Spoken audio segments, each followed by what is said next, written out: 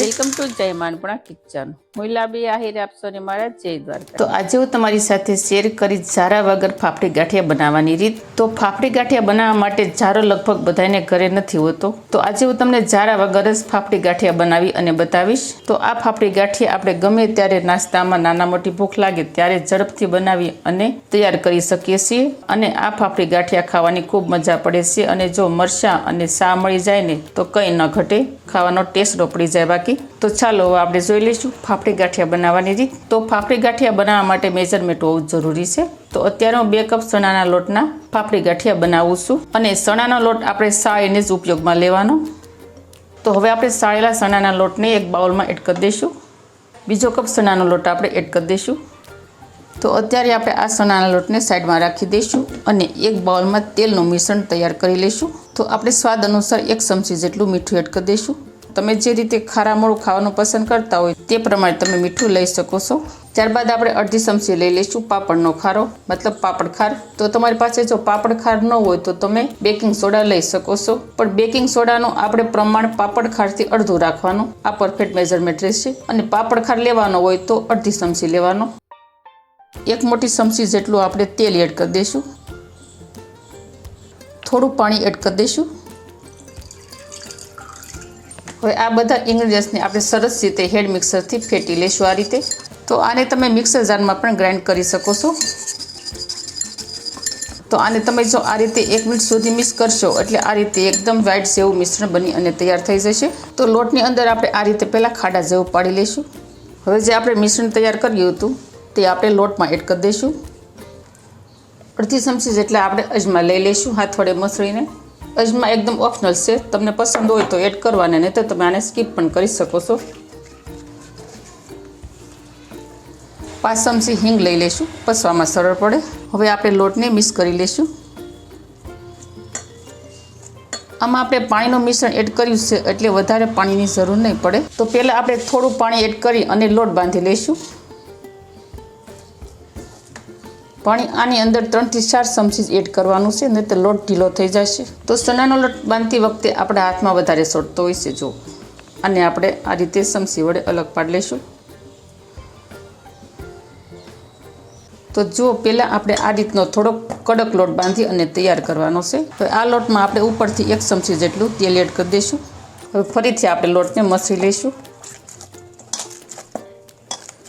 તો જો અત્યારે પવિત્ર શ્રાવણ મહિનો ચાલી રહ્યો છે અને તહેવારો પણ ચાલુ થઈ ગયા છે. તો ચણાના લોટમાંથી આપણે આ રીતનું કંઈક અલગ અલગ નાસ્તા માટે બનાવીએ તો ખાવાની ખૂબ મજા પડે. તો અહીંયા આપણે તેલ એડ કર્યા બાદ પણ સરસ લોટ મસળી નાખ્યો છે. હવે આ લોટને આપણે 2 ભાગમાં ડિવાઈડ કરી લઈશું. એક ભાગના લોટને આપણે સાઈડમાં રાખી દઈશું અને બીજા ભાગના લોટને આપણે થોડું પાણી એડ કરી અને હજુ ઢીલો કરી લઈશું. આ રીતે થોડું પાણી એડ કરતા જઈશું અને મસળી લઈશું લોટને. કારણ કે પાપડી ગાંઠિયા માટે થોડો ઢીલો લોટ હોય છે. અને આપણે લોટ પહેલાં બાંધી લેવાનો, ત્યારબાદ જ થોડું પાણી એડ કરી અને જે રીતના પાપડી ગાંઠિયા બનાવવાનો હોય તે રીતે આપણે લોટ તૈયાર કરવાનો. એકસાથે લોટને ઢીલો નહીં કરી નાખવાનો. જો આ પ્રોસેસ કરશો ને તો તમારા પાપડી ગાંઠિયા દેખાવમાં પણ સરસ બનશે અને ખાવામાં પણ એકદમ સોફ્ટ વઠે ભાંગે તેવા બનશે. અને ફરસાણવાળા લોકો પણ આ જ પ્રોસેસ કરતા હોય છે. તો જો ફાફડી ગાંઠિયા માટેનો આપણે આ રીતનો લોટ તૈયાર કરવાનો છે. તો જુઓ બંને લોટમાં તમને કેટલો તફાવત લાગશે. આ લોટ થોડોક લાઇટદાર લાગે છે અને પેલો લોટ છે તે થોડોક ડાર્ક પડતો લાગે છે. તો મેં તમને આગળ કહ્યું એમ કે આપણે ફાફડી ગાંઠિયા ઝારા વગર જ બનાવી અને તૈયાર કરવાના છે. તો આપણે શેમાં બનાવીશું? તો મમરી પાડવાના મશીનમાં આપણે ફાફડી ગાંઠિયા બનાવી અને તૈયાર કરીશું. તો મમરી પાડવાના મશીનમાં આ રીતની પટ્ટીવાળી જાળી આવે છે. આ પટ્ટીવાળી જાળી લગભગ બધા મશીનમાં હોય જ છે. તો આ પટ્ટીવાળી જાળીથી આપણે પાડી લઈશું ફાફડી ગાંઠિયા. પેક કરી દઈશું આપણે મશીનમાં અને મશીનની અંદર આપણે ઓઇલ ગ્રીસ કરી લઈશું. હવે જે આપણે ફાફડી ગાંઠિયા બનાવવા માટેનો લોટ તૈયાર કર્યો છે તે આપણે ચમચી વડે લઈ અને મશીનમાં એડ કરી દઈશું.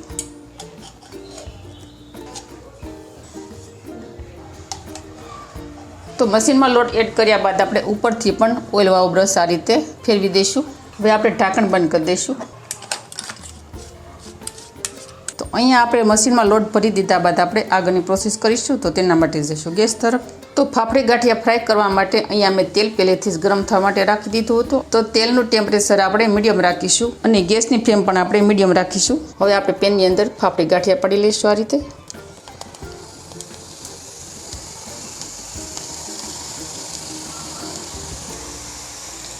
તો જુઓ કેટલા સરસ ફાફડી ગાંઠિયા બન્યા છે ઝારા વગર પણ. તો તમે આ રીતે ઝારા વગર પણ ફાફડી ગાંઠિયા બનાવી અને તૈયાર કરી શકો છો. તો ફાફડી ગાંઠિયા ક્રિસ્પી થઈ જાય ત્યારબાદ આપણે તેને તેલમાંથી બહાર કાઢી લેવાના. થોડો ખખડતો અવાજ આવવા મળે એટલે માની લેવાનું કે આપણા ફાફડી ગાંઠિયા ફ્રાય થઈ જશે. તો ફાફડી ગાંઠિયામાં થોડો ખખડતો અવાજ આવવા મળ્યો છે. તો અહીંયા આપણા ફાફડી ગાંઠિયા ફ્રાય થઈ જશે. હવે આપણે આને પેનમાંથી બહાર કાઢી લઈશું અને એક થાળીમાં એડ કરી દઈશું.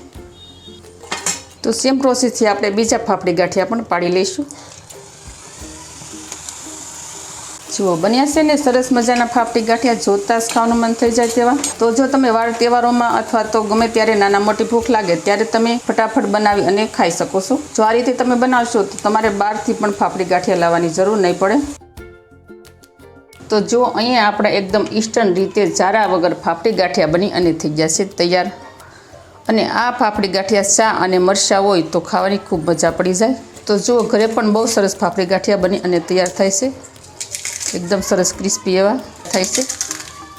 તો ફ્રેન્ડ તમને આજની આ રેસીપી કેવી લાગી તે મને કમેન્ટ કરી અને જરૂર કહેજો. અને મારી આવી જ નવી રેસીપીઓ શીખવા માટે જય માનપૂર્ણા કિચનને સબસ્ક્રાઈબ કરી દેજો. વિડીયોને એક લાઈક જરૂર ને જરૂર કરજો અને ફ્રેન્ડ અને ફેમિલીમાં વધુને વધુ શેર કરજો. આવજો, ફરી મળીશું આવી જ નવી રેસીપીઓ સાથે. ત્યાં સુધી થેન્ક યુ. જય દ્વારકાધીશ, જય સિયારામ, ધન્યવાદ.